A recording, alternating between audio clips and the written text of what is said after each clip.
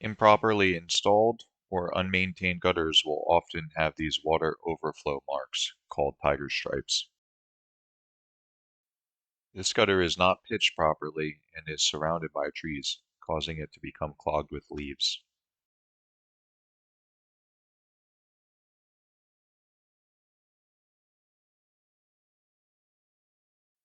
Notice the side furthest from the downspout is still wet, indicating that water is sitting there and not flowing properly. Hangers are adjusted and the right side is raised to allow the water to drain properly.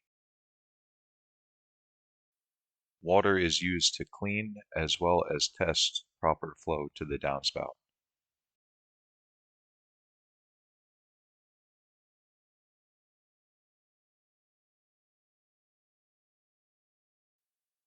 Leaf Blaster Pro stainless steel mesh gutter guards are installed, keeping these gutters clean and clog free, coming with a 40-year warranty.